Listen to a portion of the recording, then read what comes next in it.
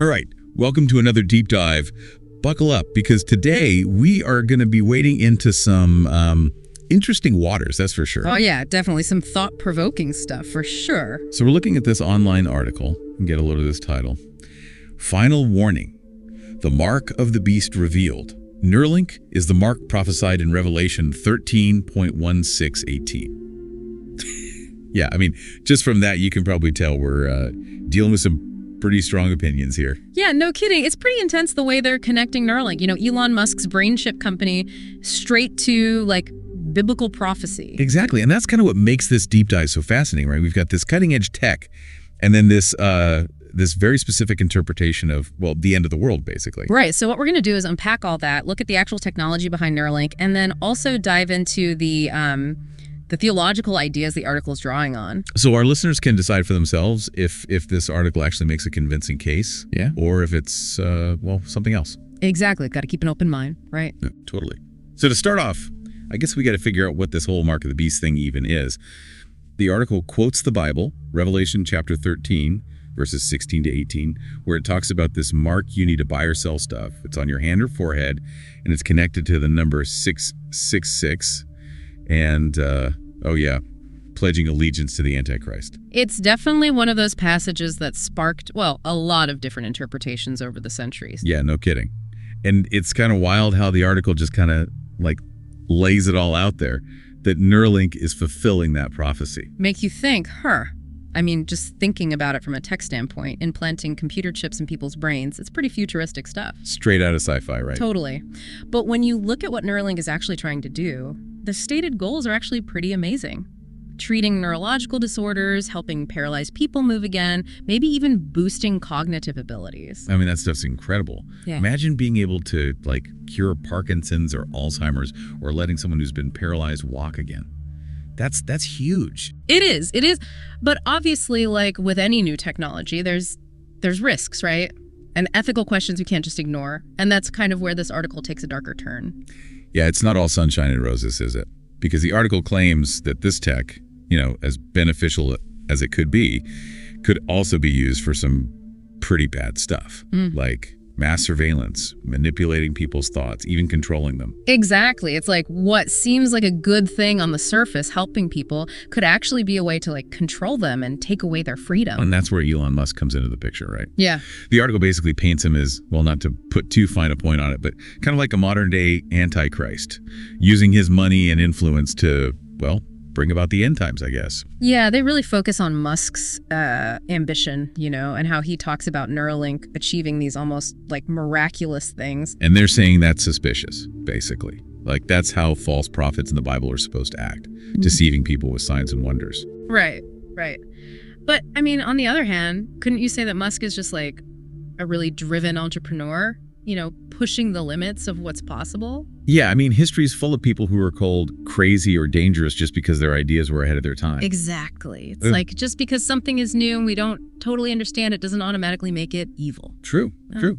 Okay, so we've got this, like, apocalyptic take on the Bible, a technology that could be amazing or terrifying, and then Elon Musk, who's either a visionary genius or, well, you know. It's a lot to unpack, for sure. And it gets even weirder. Oh, there's more. Oh, yeah.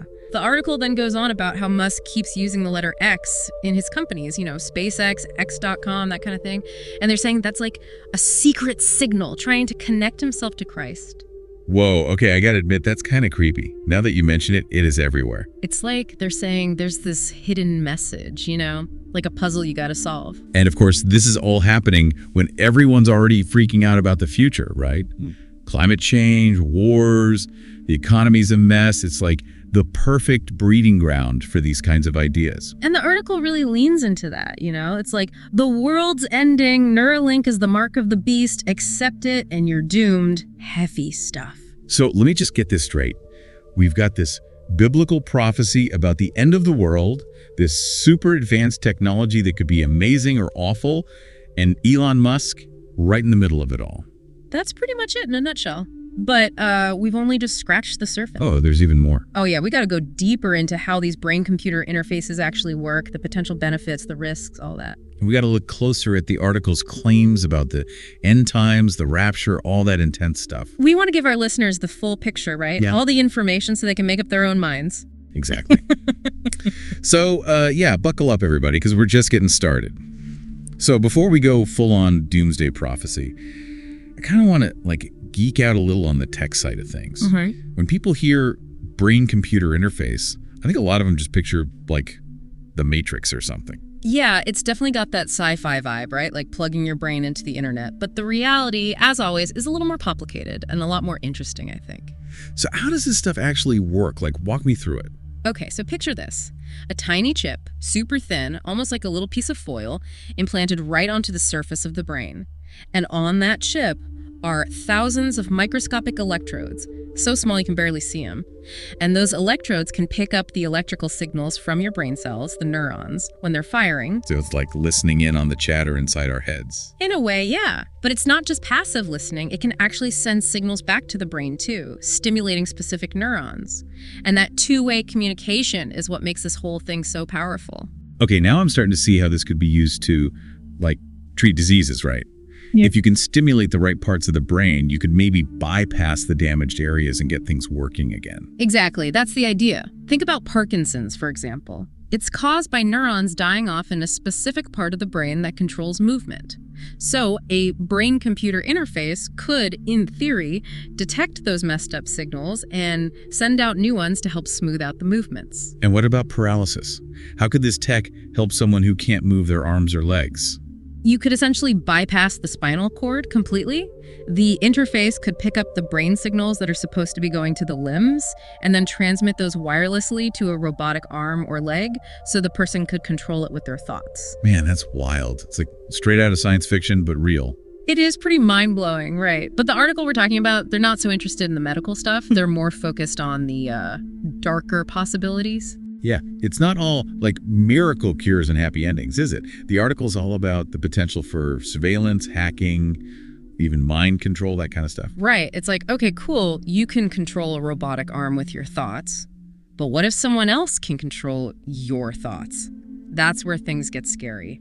It's a pretty freaky thought, right? Having someone messing with your brain, making you think or feel things you don't want to. And that's why the ethical side of all this is so important. Who gets to use this technology? What kind of rules and safeguards do we need to protect people? These are questions we got to figure out before this stuff becomes everyday tech. But the article, they go way beyond just worrying about privacy and stuff. Yeah. They're saying that getting a Neuralink implant is basically pledging allegiance to the Antichrist, that it's a one-way ticket to hell. It's a pretty extreme take, for sure. And it's important to remember that there are a lot of different interpretations of biblical prophecy. Not everyone agrees on what the mark of the beast means or when the end times are supposed to happen. Yeah, we definitely don't want to be pushing any one religious view here. The goal is just to, lay out the ideas from the article and let people think for themselves. Exactly. So, okay, let's dive a little deeper into the whole end times thing. The article basically describes this world falling apart, natural disasters, wars, economic collapse. And they're saying all that's proof that we're in the last days, just like it says in the book of Revelation. And that Neuralink is the mark that separates the believers from the non-believers. If you get the implant, you're siding with the Antichrist, and if you refuse, you're going to be persecuted, but ultimately saved. Man, talk about a high-stakes decision. It's playing on some deep-seated fears, fear of technology, fear of the unknown, fear of losing control. So how do we even begin to, make sense of all this? It's like a mix of real science, religious beliefs, and a whole lot of fear. That's where critical thinking comes in, right? We got to look at the information from different angles, question our assumptions, be open to changing our minds. And with this article specifically, it's important to remember there are other ways to interpret the Bible. Not everyone agrees on what the mark of the beast is or when the end times are supposed to happen. Right. Even if we accept their interpretation, does Neuralink actually fit the description of the mark? Is it really a symbol of evil, or could it be a tool that can be used for good or bad, depending on who's using it? Man, that's the million-dollar question, isn't it? I don't know if there's an easy answer to that one. Yeah, it's complicated, Right. but it's a conversation we need to have, We got to figure out the ethics, the philosophy, all that before this tech becomes so widespread that it's just part of life. So back to the big question. Does this article actually prove that Neuralink is the mark of the beast? Or are they just playing on people's fears to push their own agenda? We've looked at their arguments about the mark, the end times, Elon Musk's role, all that. We've also talked about the actual science behind brain-computer interfaces, the good and the bad. Now it's up to our listeners to decide what they think, Weigh the evidence, look at it from different angles, and come to their own conclusions. This whole thing's really got me thinking, about how technology and faith and all our anxieties about the future are getting all tangled up. Yeah, it's like all these big existential questions are coming to a head, and tech is right in the middle of it. Like, are we really willing to give up that much just for, convenience? Yeah. Or being connected all the time? Are we risking our privacy, our freedom, even our souls for all this progress? That's a tough one. I don't know if there's an easy answer, but I do think it's a conversation we have to have, We can't just blindly adopt every new gadget and gizmo without thinking about the big picture, how it affects us as individuals and as a society. Honestly, this whole deep dive has made me a lot more aware of the choices I'm making. Every time I pick up my phone or use a website or whatever, it's not just about being lazy or efficient anymore. It's about, what kind of world I'm helping to create. Exactly. And it's about power, too, right? Who's controlling all this tech? Who's benefiting? And who's getting left behind? Or worse, exploited. This article definitely has a strong opinion on that. They're basically saying Elon Musk is the big bad wolf, like a tech-savvy Antichrist leading us all astray. It's a good story for sure. And it's easy to see why people buy into it, especially when there's so much uncertainty and fear about the future already. But we got to be careful, right? We can't let fear be the only thing driving our decisions, our understanding of all this. We need clear heads, critical thinking, and a willingness to actually listen to different viewpoints, even if they make us uncomfortable. And to be honest, we got to be aware of our own WN biases too, right? What do we already believe about technology, about religion, about the future? All that stuff colors how we see the world, how we interpret information. It's easy to get swept up in the hype, or the fear-mongering, for that matter, especially with something as potentially groundbreaking as Neuralink. But we got to look past the headlines, do our own research, and have those tough conversations about what it all means. And that's really the whole point of this deep dive, right? It's not about us telling anyone what to believe. It's about giving our listeners the tools they need to think for themselves, to navigate all this complexity and come to their own conclusions. So as we wrap this up, I want to leave everyone with one last thought to chew on. How do you feel about all this? About the way technology is shaping our lives, our beliefs, everything. What are your hopes? What are your fears? Where do you see the potential for good, for bad? And maybe most importantly, what role do you want to play in shaping all this? Because it is being shaped, whether we're paying attention or not. No easy answers, that's for sure. But asking the questions, struggling with them, that's what matters. That's how we figure out what kind of future we're building. The future's not set in stone, right? It's being built brick by brick. Every choice we make, every day. So choose wisely, stay informed, and never stop asking questions. Couldn't have said it better myself. Thanks for joining us for another deep dive, and until next time, keep exploring, keep digging, and keep those brains working.